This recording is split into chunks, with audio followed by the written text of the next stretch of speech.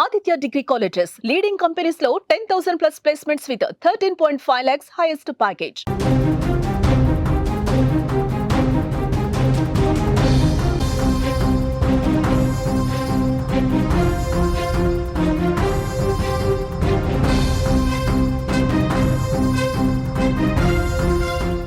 మరో breaking news చూస్తున్నాం. Vaishnavi murder కేసుపై లోకేష్ తల్లి స్పందించింది.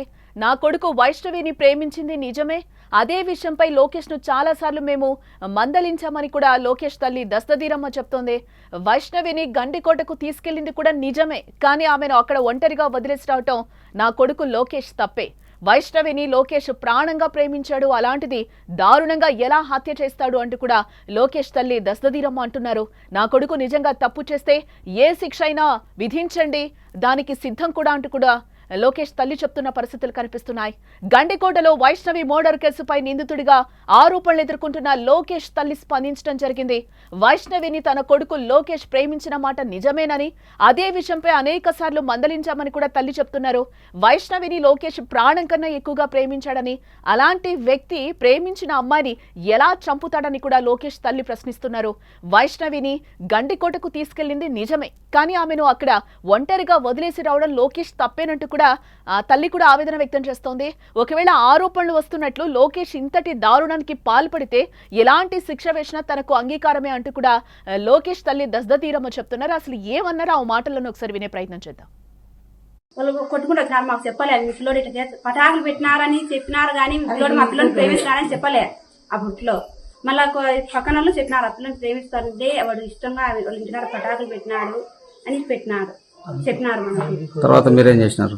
మా పిల్లోని మేము కొట్టుకున్నాం, అట్లా నైనా పెట్టొద్దు, అట్లా ఇదానా పోయి వాళ్ళ ఇళ్ళకాడ పటాకులు పెట్టొద్దు మనము అని మేము అడిచి మా పిల్లోని మేము కొట్టినాం. వాళ్ళు కొట్టినది మా పిల్లోడు మాకు వచ్చి చెప్పలే. కొట్టినారు మా పిల్లోని దాని పట్టుకొని ఏంటి పటాకులు పెట్టినారని. నిన్న గండికోటకు పోతున్నారని నిన్న వచ్చింది సార్. మాకు గండికోటకు పోయేది నాకు తెలియదు. మా పిల్లలకు బాగాలేక మేము హాస్పిటల్లో ఉన్నాము. హాస్పిటల్లో ఉన్నాక సాయంత్రంగా నాకు తెలిసింది మా పిల్లోడు ఇట్లా పని లేడని. అంతవరకు నాకు తెలియదు. పిల్లోడు పిలుచుకుపోయడం అయితే నిజమే, వాడు పిలుచుకురాని తప్పు అయింది మా పిల్లోని, అది నాకు తెలిసి సార్. మా పిల్లోడు పిలుచు కాకుండా వచ్చింది తప్పే. పిలుచుకో తింటే ఇంత సమస్య ఉండకూడదు. నా కొడుకు తప్పు చేసేయండి, నేను మీరు ఏదైనా చేసేయండి మా పిల్లోని. ఎస్, లోకేష్ తల్లి దస్తదీరమ్మ మాటలైతే వింటున్నాం మనం. మాకు నిన్ననే తెలిసింది వైష్ణవిని ప్రేమించడం నిజమే, వాళ్ళు గండికోటకు వెళ్ళడం కూడా నిజమే, మాకు నిన్నే తెలిసింది. మా అమ్మాయికి బాలేకపోతే మేము హాస్పిటల్కి వెళ్ళడం జరిగింది, తీసుకెళ్లడం నిజమే, కానీ అక్కడ వదిలేసి రావడం తప్పు. నిజంగా నా కొడుకు ఏదైనా తప్పు చేస్తే కనుక నిజంగా శిక్షించండి, దానికి మేమంతా కూడా రెడీగా ఉన్నామని కూడా చెప్తున్నారు. లేని పక్షంలో తన కొడుకుని వదిలేయాలి అంటూ కూడా ఆమె వేడుకుంటున్న పరిస్థితులే కనిపిస్తున్నాయి.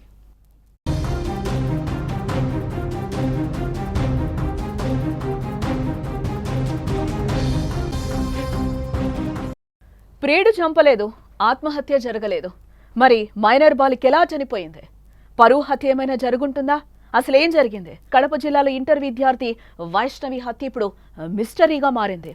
బాలికను ప్రియుడు లోకేష్ హత్య చేశాడని మృతురాలి కుటుంబ సభ్యులు ఓ పక్క నుంచి ఆరోపిస్తూ ఉండగా, అసలు మైనర్ బాలిక హత్య కేసులో ప్రియుడు లోకేష్ ప్రమేయం లేదని పోలీసులు పేర్కొనడం ఇప్పుడు సంచలనంగా మారిందని చెప్పుకోవచ్చు. అంతేకాకుండా ఆమెపై లైంగిక దాడి కూడా జరగలేదని వెల్లడిస్తున్నారు పోలీసులు. గండికోటను పరిశీలించిన ఎస్పీ, డీఐజీ కీలక ఆధారాలను ఇప్పటికే వాళ్లు సేకరించడం జరిగింది. అన్ని కోణాల్లో దర్యాప్తునైతే ముమ్మరం చేస్తున్నారు.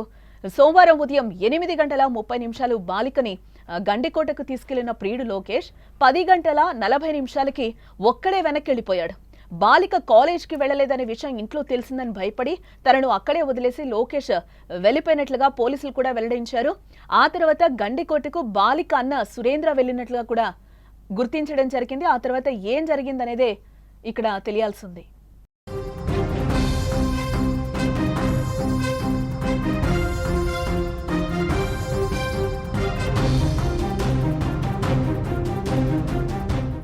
బుధవారం స్పాట్ కి ఎస్పీతో పాటు వెళ్లిన డీఐజీ ప్రవీణ్ పలు కీలక ఆధారాలను సేకరించి దర్యాప్తు అయితే ముమ్మరం చేశామని కూడా అంటున్నారు. అయితే బాలికపై ఎలాంటి లైంగిక దాడి జరగలేదని కూడా అంటున్నారు. బాలిక శరీరంపై దుస్తులు లేకుండా పడి ఉండడం వల్ల అఘాయిత్యం జరిగిందని అందరూ భావించారని, అయితే అలాంటిది ఏం జరగలేదని కూడా పోలీసులు అంటున్నారు. నిందితుల వివరాలు త్వరలోనే వెల్లడిస్తామని కూడా డీఐజీ ప్రవీణ్ చెప్తున్నారు. హత్య ఎలా జరిగిందన్న విషయాన్ని వీలైనంత త్వరగా ఛేదిస్తామని స్పెషల్ టీంతో పాటు డాగ్ స్క్వాడ్ కూడా రంగంలోకి దింపినట్లుగా పోలీసులు చెప్తున్నారు. అంతేకాదు వైష్ణవి హత్య కేసులో కుటుంబ సభ్యులను సైతం విచారించనున్నట్లుగా పోలీసులు చెప్తున్నారు. ఎన్నో ట్విస్టులతో హత్య లేదా పరువు హత్య ఇంకా ఏమైనా మిస్టరీగానే గండికోట బాలిక హత్య కేసు అయితే ఇంకా కొనసాగుతోంది.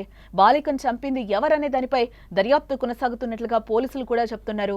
ఈ ఘటనకు సంబంధించి గండికోటలో సీసీ ఫుటేజ్ను కూడా పోలీసులు పరిశీలిస్తున్నట్లుగా మనకైతే సమాచారం అందుతోంది.